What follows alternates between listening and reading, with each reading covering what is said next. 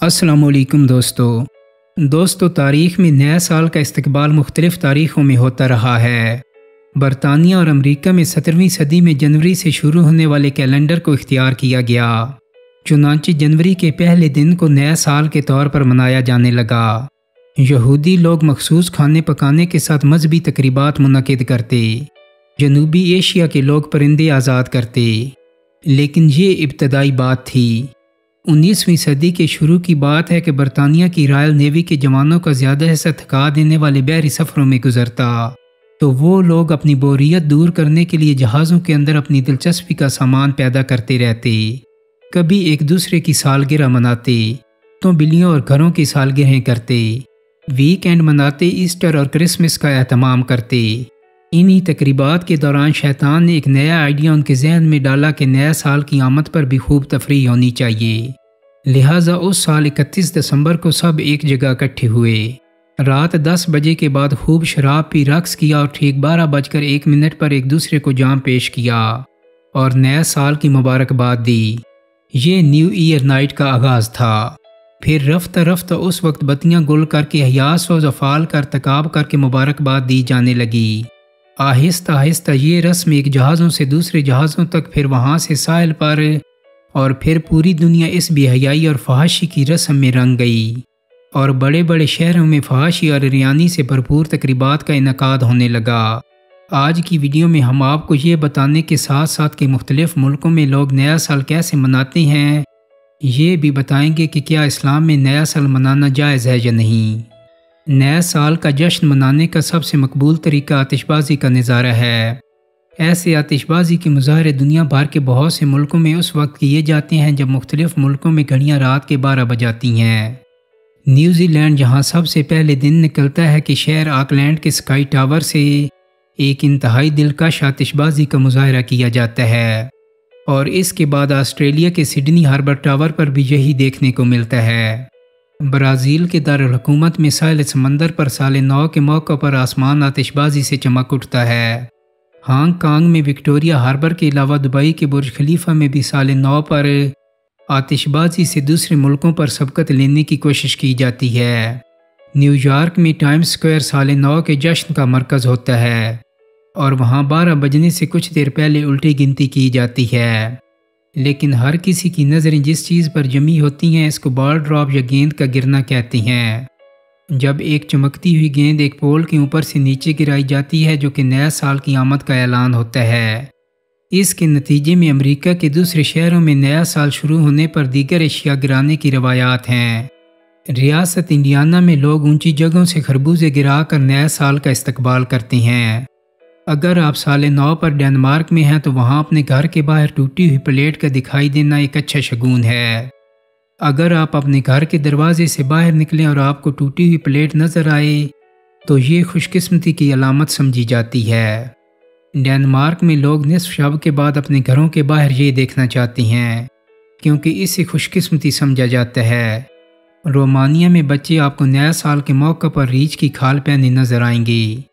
رومانیہ میں یہ روایت ہے کہ لوگ ریچھ کی کھال پہن کر ناچتے ہیں تاکہ آنے والے سال میں بدی کی قوتیں قریب نہ آئیں اور انہیں دور بھگایا جا سکے۔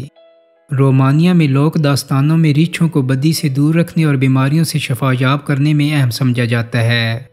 لاطینی امریکہ کے کچھ ملکوں میں سال نو پر لوگ آپ کو خالی بیگ اٹھا کر چلتے دکھائی دیں گے۔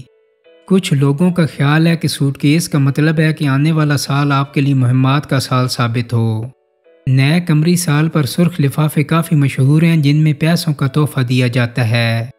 اسے عام طور پر خوش قسمتی کے پیسے کہا جاتا ہے جو نئے قمری سال پر بڑے اپنے خاندان کے بچوں اور نوجوان افراد میں تقسیم کرتے ہیں۔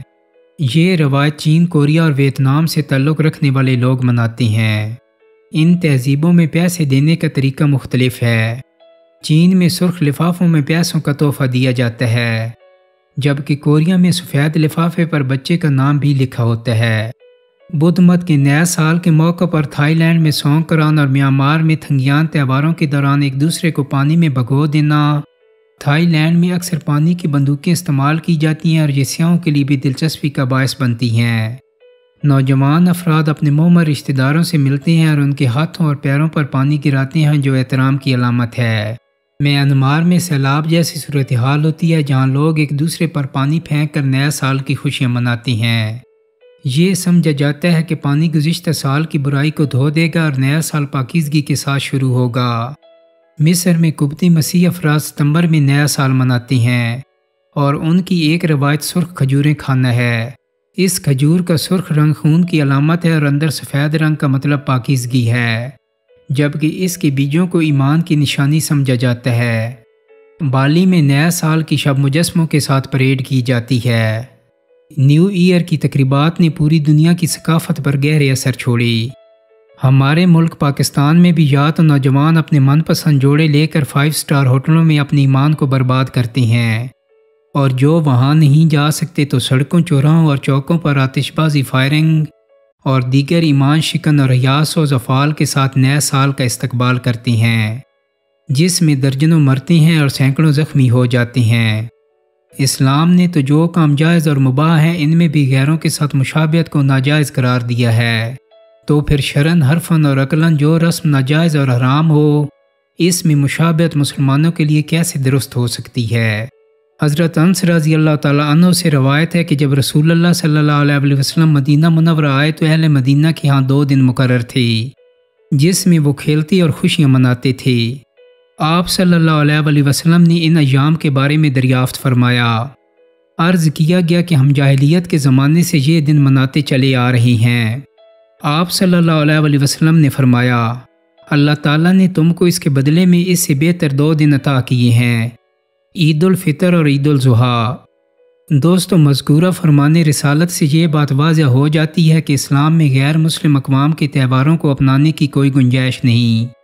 غیروں کے تہوار منانے کی کوئی سبیل ہوتی تو آپ صلی اللہ علیہ وسلم اہل مدینہ سے فرما دیتے کہ تم اس کے خراب امور ترک کر دو اور ان کی اصلاح کر کے مناؤ، لیکن آپ صلی اللہ علیہ وسلم نے کلی طور پر ان سے نفرت کا اظہار کر کے منع فرما دیا اور صرف 2 اسلامی تہوار منانے ہی کی اجازت عنایت فرمائی۔ غیروں کی نکالی سے کیوں منع کیا گیا؟ آپ صلی اللہ علیہ وسلم نے دوسری قوموں کی عادات، رسم و رواج، طور طریقے اور مذہبی شعار اپنانے کو دائرہ اسلام سے نکل کر انہی کے مذہب کے دائرے میں داخل ہونے کے مترادف قرار دیا ہے۔ جیسا کہ آپ صلی اللہ علیہ وسلم نے فرمایا، جو شخص جس قوم کی مشابہت اختیار کرے وہ انہی میں سے ہے۔ کفار کے عقائد و عبادات اور ان عادات و اطوار میں مشابہت جو ان کی پہچان ہے کسی طور پر بھی جائز نہیں۔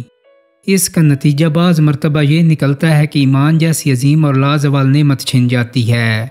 لہٰذا نیو ایئر منانا، اس پر ایک دوسرے کو مبارکباد دینا، دوست و احباب کو کارڈ بھجوانا سب ناجائز ہے۔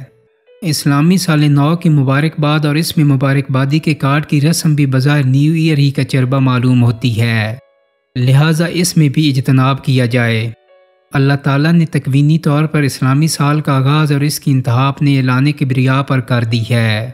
جب ذی الحج کا سورج غروب ہو کر محرم الحرام کے آغاز کی خبر دیتا ہے تو مؤذن نغمہ الہی سنا کر مسلمانوں کو متنبہ کرتا ہے کہ حاکمیت صرف مسلمانوں کے معبود ہی کے لیے ہے اور کامیابی صرف اور صرف اللہ رب العزت کی اطاعت اور اس کے پیارے رسول صلی اللہ علیہ وسلم کے مبارک طریقوں پر چلنے میں ہے، نہ کہ غیروں کی نقل اور پیروی کرنے میں۔ دوستو، امید کرتا ہوں کہ میری آج کی ویڈیو آپ کو پسند آئی ہوگی۔ اگر ویڈیو اچھی لگی ہے تو اس کو لائک اور شیئر کر دیں۔ میرے چینل کو سبسکرائب کرنے کے ساتھ ساتھ بیل آئیکن کو بھی کلک کر دیں تاکہ آپ کو میری آنے والی مزید ویڈیوز کے نوٹیفیکیشن ملتے رہیں۔ بہت جلد ہی ایک نئی ویڈیو کے ساتھ ملاقات ہوگی۔ اپنا بہت سارا خیال رکھیے گا۔ اللہ حافظ۔